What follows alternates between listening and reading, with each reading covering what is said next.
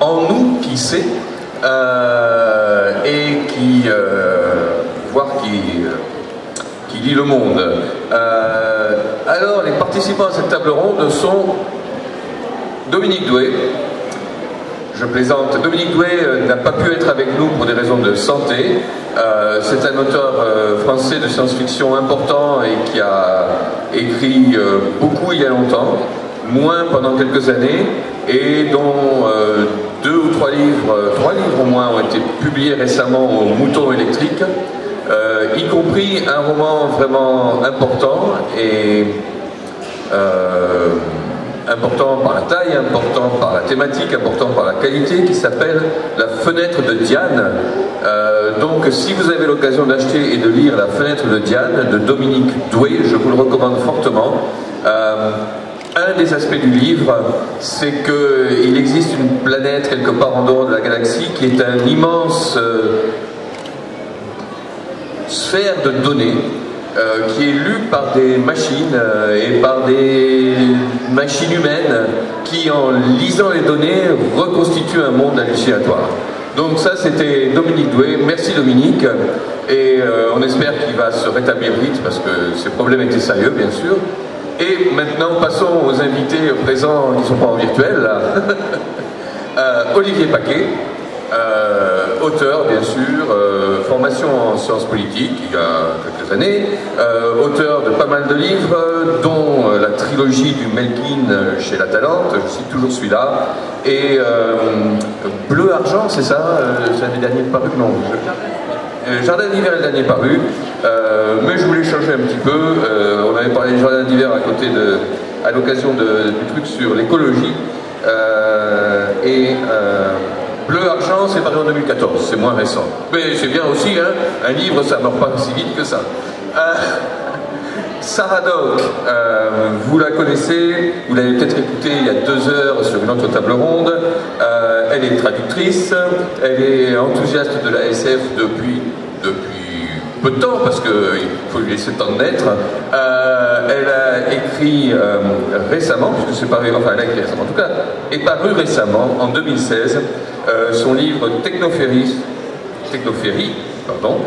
aux éditions Les Moutons électriques. Je me laisse avoir, je lis comme une machine, et il y avait une coquille, et je l'ai lu. Ménéas Marfil est lui aussi un auteur de romans plutôt pour la jeunesse, qui sont parus...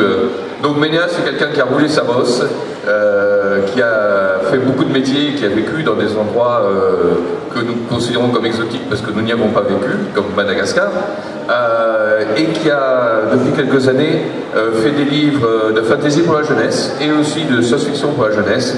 Le plus récent, et peut-être le plus pertinent pour notre propos, s'appelle Petit cuivre contre le grand virtueur. Et je crois que tous les livres Ménéas, je ne me trompe pas, hein, et tous les livres sont aux éditions Au Diable Vauvert. Au Diable Vauvert. Ouais, voilà. Donc, la machine qui lit, ça peut être beaucoup de choses. On va commencer peut-être avec Olivier et la machine en tant que professeur qui étudie les textes et les ressemblances entre auteurs et critique universitaire. Voilà.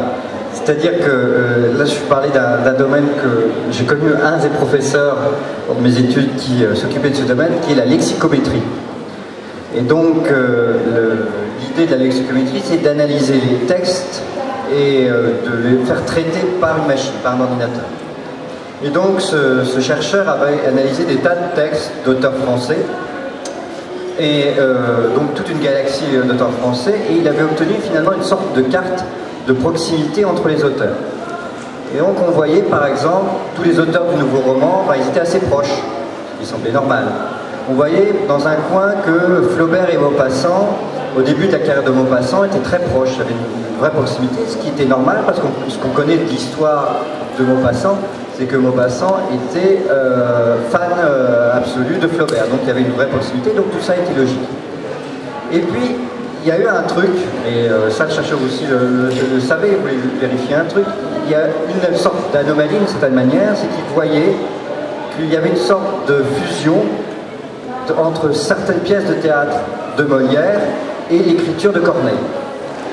Et donc, de ces recherches sont des articles et est née une polémique en disant, à travers la lexicommétrie, que finalement Corneille a sans doute écrit un certain nombre de pièces de Molière.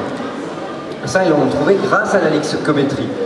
Il y a très longtemps, des auteurs avaient dit, avant que les machines s'occupent des textes, qu'il y avait sans doute effectivement Corneille et Molière, voilà, sans doute Corneille avait écrit des pièces, mais là, à travers l'étude lexicométrique, on avait une preuve avec une analyse d'ordinateur de cette proximité.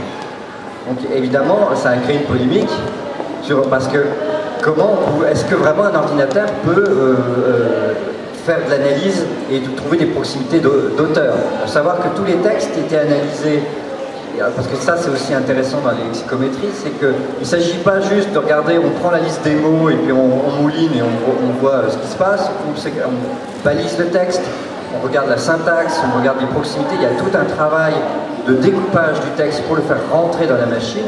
Et donc on obtenait ce résultat que pendant 6 ou 7 pièces, on a une proximité. Et en plus, les faits historiques faisaient que c'était cohérent. Il y avait une cohérence, c'est-à-dire qu'on sait que Corneille et Molière se sont croisés, on sait que Corneille voulait écrire des pièces comiques, mais comme on lui commandait, on est quand même dans une période de commande, on lui commandait des pièces tragiques, il ne pouvait pas le faire. Donc il y avait une certaine logique, parce que imaginez qu'on ait un auteur russe et un auteur sud-américain qui ne se sont jamais croisés et qu'on trouve une proximité, là on ne peut rien en faire, c'est jamais arrivé. Mais voyez comment la machine, en fait, elle trouve des proximités d'auteurs, il y avait une logique. Pour ça, ce qui était intéressant dans le travail de Dominique Labbé, c'est-à-dire qu'il ne s'est pas contenté de « je veux prouver que Corneille a écrit des pièces de Molière ». Il a étudié des tas de textes, il trouvait des choses cohérentes avec ce que l'on connaît, et donc du coup il y avait cette particularité, cette anomalie Corneille-Molière. Et on peut à ce moment-là parler d'autres formes de programmes d'analyse des textes, qui sont par exemple les programmes utilisés par les universités pour détecter les plagiats dans les mémoires, dans les articles, etc., et qui partent un petit peu du même genre de principe que ce dont tu viens de parler. À vrai dire, excusez-moi pour cette petite question technique, mais dans le cas de Molière et Corneille, Corneille jouait le rôle du nègre, disons, donc bon, il ne s'agit pas exactement d'un plagiat, il n'y a pas un autre texte de Corneille qu'on puisse prendre pour dire voilà un bout qui est dedans, et tu peux en dire un peu plus. C'est le même genre d'analyse d'ailleurs qui a été utilisé tout récemment pour affirmer que Christopher Marlowe est un co-auteur probable de Shakespeare sur certaines de ses pièces. Hein. Est-ce que tu peux en dire un peu plus sur la manière dont justement le logiciel lit, détecte Là, c'est vraiment des analyses statistiques assez... parce que c'est surtout on balise le texte. C'est-à-dire que l'ordinateur, on ne déconstruit pas le texte avec les mots, parce que justement, on parle en fait d'analyse de style. On essaye de redécouvrir dans le style, comme en fait, un auteur a sa propre manière d'agencer les mots, et donc même s'il écrit pour Molière, on retrouve quelque chose, et en fait, il faut le prendre dans le sens inverse, c'est-à-dire il y a un moment où il y a un écart entre Molière et Corneille, c'est-à-dire qu'il y a un moment où on sait que c'est donc Molière qui a écrit les pièces. Donc finalement, on a cette proximité à un moment et un écart après. Donc ce qui se permet aussi, c'est-à-dire que c'est pas pendant... Et avant aussi, c'est-à-dire qu'avant, Molière a fait des pièces qui étaient surtout des farces, assez grotesques, et puis il y a un moment où il commence ça commence à monter, là tout d'un coup ça change, surtout qu'on n'a pas vraiment, dans les archives nationales, on n'a pas et ça c'est normal, c'est à peu près pour pas mal d'auteurs, on n'a pas les manuscrits des pièces de Molière, donc on n'a pas de texte comme Shakespeare, hein, donc c'est pas la question est pas là, mais c'est des choses, et on sait, ah oui, si quand même, parce que je vais pas m'empêcher ça, c'est-à-dire qu'on sait que Corneille mettait dans ses pièces tragiques des allusions comiques. Je ne sais plus dans quelle pièce c'est, mais il y a une phrase célèbre de Corneille qui est « Le désir s'accroît quand les faits se reculent ». Donc, on veut dire que le comique chez Corneille, il est sous-jacent, il est en dessous. Donc, on sait que ça... Donc, on sent qu'il y avait un désir chez lui de comique. Et quelque part, la machine analyse la musique du texte, en fait. Il n'y a pas de sens. Effectivement, nous restons loin du sens, mais une autre sorte de machine qui lit, ou qui se lit, c'est les liseuses. Je crois que tu voulais me dire quelque chose sur la manière dont notre lecture devient plus machinique maintenant, Sarah. Est-ce que c'est la lecture qui devient machinique ou est-ce que c'est justement une machine au service de la lecture? Mais il y a un livre électronique renferme beaucoup plus que le texte. Parce qu'il y a les métadonnées, il y a énormément d'informations qui sont codées dans le livre et qui permettent d'avoir des effets et des choses comme ça qu'on n'aurait pas avec un livre papier. Comme aussi la présence de dictionnaires sur une liseuse qui permet, quand on ne connaît pas un mot, quand on veut traduire un mot, d'en trouver la signification. Malheureusement, ces dictionnaires ne sont pas très fournis et ne peuvent pas être aussi efficace qu'un dictionnaire réel, mais oui, mais et puis c'est aussi la machine qui permet la lecture de voyage, qui permet la lecture portable.